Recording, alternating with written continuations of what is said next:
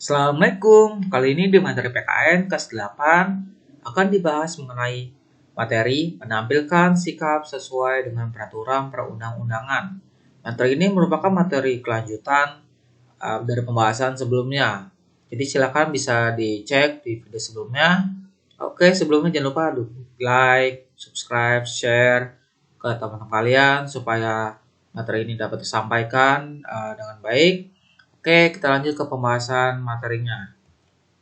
Di mana materi yang akan dibahas kali ini adalah tentang pengawasan dari masyarakat terhadap pelaksanaan undang-undang, sikap kritis terhadap perundang-undangan yang tidak mengakomodasi aspirasi rakyat, mendukung anti korupsi dan upaya pemberantasannya, dan terakhir perwujudan ketaatan terhadap peraturan perundang-undangan.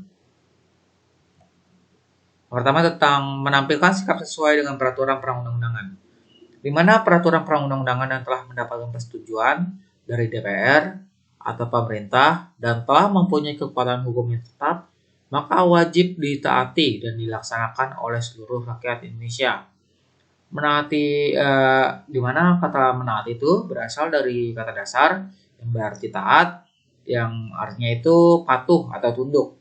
Di mana orang yang patuh atau tunduk pada peraturan adalah orang yang sadar.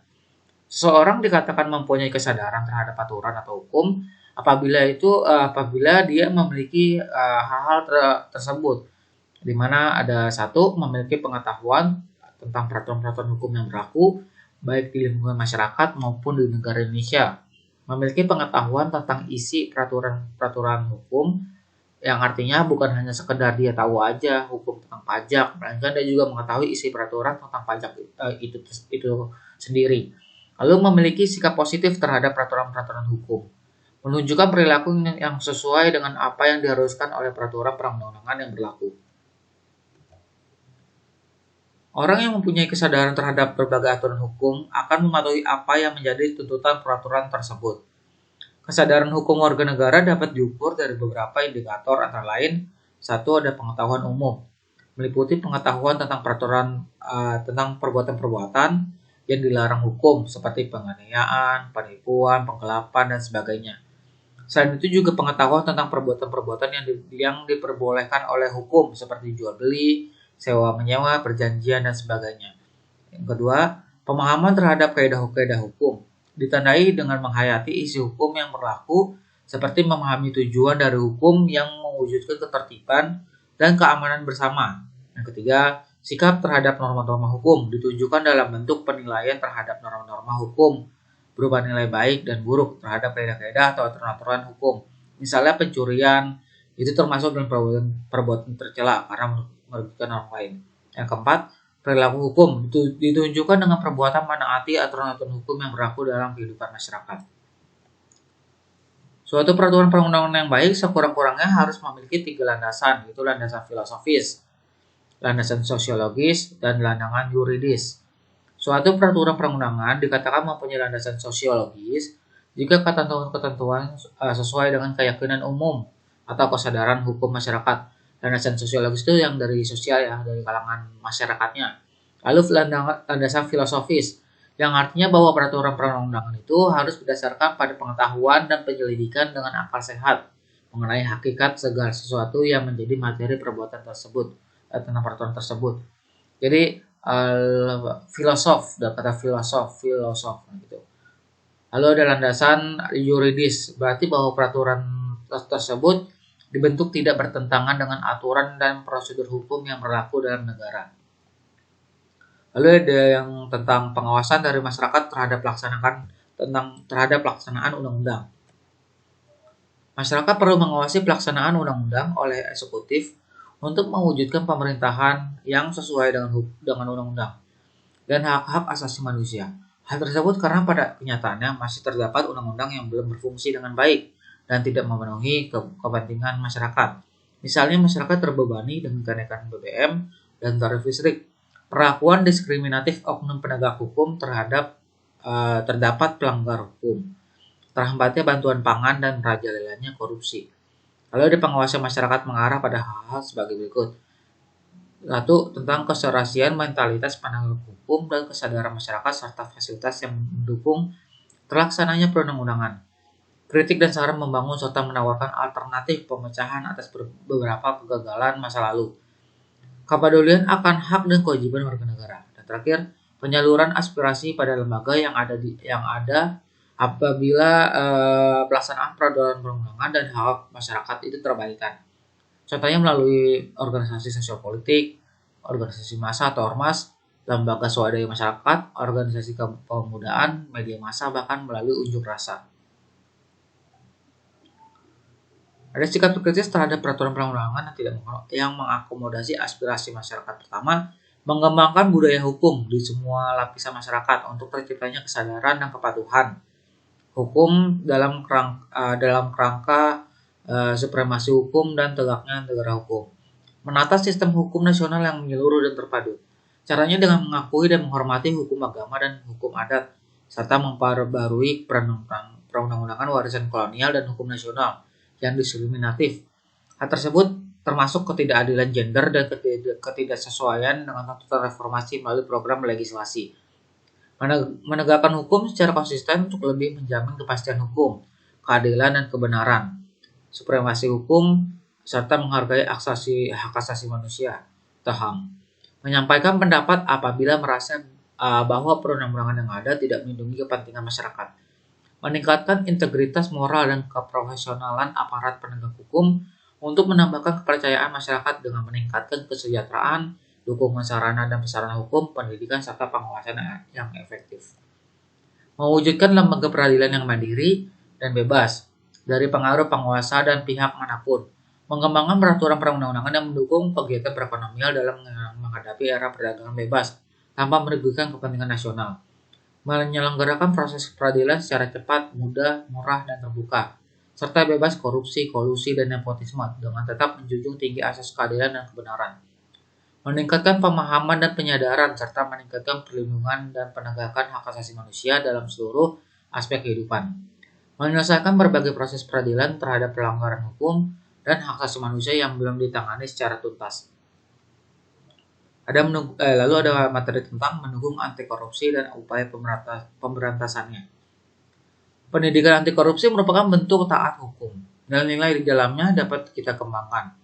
Misalkan komitmen, tanggung jawab, sportif, berani, konsekuen, disiplin, dan adil. Perilaku yang harus kita hindari antara lain ingkar janji, pemerasan, menyuap atau gratifikasi, bersaing tidak sehat, ambisi yang merugikan, dan menggelapkan dana. Mengembangkan sikap dan mental anti korupsi di berbagai bidang sebagai berikut. Di bidang politik, kebijakan pada dasar kepentingan umum, melaksanakan kebijakan dilandasi kejujuran, keberanian, dan menguasai kebijakan dengan adil.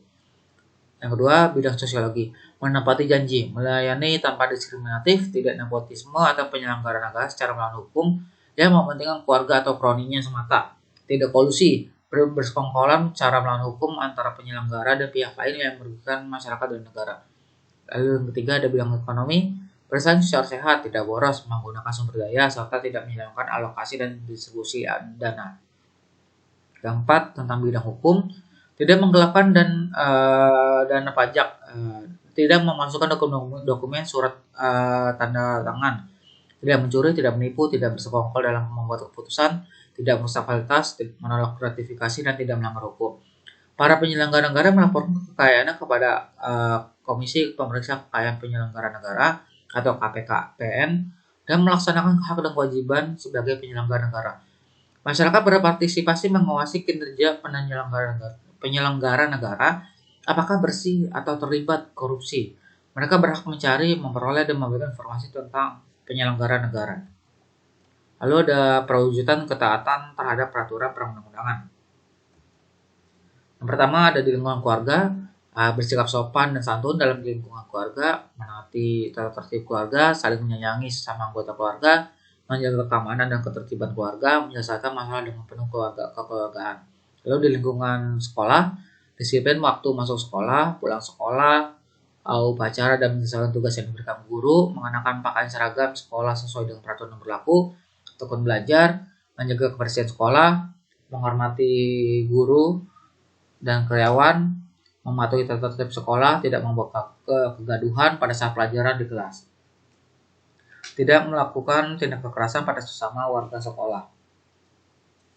di lingkungan masyarakat, menghormati hak milik orang lain, menjaga ketertiban, menjaga keamanan dan ketertiban masyarakat, tidak main hakim sendiri, menyelesaikan masalah dengan kekeluargaan sesuai peraturan yang berlaku, ikut serta dalam kegiatan masyarakat, misalnya kerja bakti, siskamin, dan lain-lain. Lalu di lingkungan negara, taat dan tepat waktu membayar pajak, mematuhi aturan ataupun rambu-rambu lalu lintas, mengendarai kendaraan dengan surat izin mengemudi atau SIM, membantu program pemerintah dalam melaksanakan pembangunan disiplin, membayar pajak, membantu negara dalam menciptakan keamanan lingkungan, mendukung gerakan disiplin nasional, dan taat dan patuh kepada aturan yang telah ditetapkan. Nah, itu tadi beberapa materi yang udah saya sampaikan, ada lumayan. Jadi emang sekiranya emang seperti itu, ada beberapa hal pembahasan untuk di video kali ini, yang dimana dalam sebelumnya kan sudah dijelaskan ya bagaimana tentang materi-materi sebelumnya ya di video sebelumnya, dimana proses penyusunan perundang-undangan yang ada di Indonesia itu seperti apa, mulai dari rancangannya, cara membuatnya, sampai hasil akhirnya produknya seperti apa. Itu kan sudah saya jelaskan di video sebelumnya. Nah, di sini kita di sini kita membahas tentang bagaimana cara sikap kita setelah peraturan perundang-undangan itu ada. Nah, misalkan contohnya kayak sekarang kan, misalkan ada kayak masalah sekarang kan lagi banyak demo kan, seperti itu. Ini demo kenapa? Kita harus analisis seperti itu. Jadi ketika ada suatu peraturan perundangan yang sudah jadi, nah sebagai tugas kita sebagai warga negara melihat apakah peraturan perundangan ini baik tujuannya untuk masyarakat, untuk warga negara, di mana kita tuh harus kritis terhadap kebijakan-kebijakan dilakukan oleh pemerintahan, seperti itu. Di mana itu merupakan salah satu bukti dari namanya demokrasi ya, di mana rakyat itu ikut serta dalam hal kebijakan. Nah, seperti itu. Di mana ketika ada suatu peraturan perundangan, nah di situ tugas dari kita sebagai masyarakat untuk melihat, untuk mengamati, untuk mengawasi jalannya pemerintahan, nah seperti itu. Nah, dan kita juga harus ada tahapan-tahapannya jika kita ingin mengkritisi dari pemerintah itu. Misalkan dari suatu peraturan perundang-undangan, misalkan ada yang kita kritisi dengan cara jadi demo misalkan. Nah, itu ada tahapan-tahapannya. Kita tuh dengan harus izin terlebih dahulu ke kepolisian dan lain sebagainya. Nah, disitulah diatur. Jangan sampai kita mengkritisi pemerintah tapi kita lupa untuk taat gitu ya. Jangan sampai kita itu lupa untuk kepada kewajiban kita seperti apa, nah gitu ya. Jadi kritis itu baik, tapi jangan sampai kita salah arah, nah gitu. Kita tuh harus kritis untuk hal-hal yang positif gitu. Jangan sampai kita menjadi merugikan orang lain kayak gitu. Lalu misalkan kita juga tadi ada materi selanjutnya ya tentang anti korupsi kan, udah tentang mendukung anti korupsi dan pemberantasannya. Nah, itu harus kita dukung karena itu namanya korupsi kan tentu merugikan bukan cuma hanya negara aja tapi masyarakat dari bawah sampai atas. Nah, seperti itu. Lalu ada tentang wujud ketaatan di sekolah, di lingkungan kita ya, seperti di lingkungan keluarga, di lingkungan sekolah, masyarakat, negara. Nah, hal-hal ini harus kita mulailah kita untuk taat, untuk kita menjalankan kewajiban kita. Jangan hanya menuntut hak kita saja, tapi kita mengabaikan kewajiban kita gitu. Oke, cukup sekian untuk pembahasan kali ini. Mohon maaf kalau banyak kekurangan. Wassalamualaikum warahmatullahi wabarakatuh.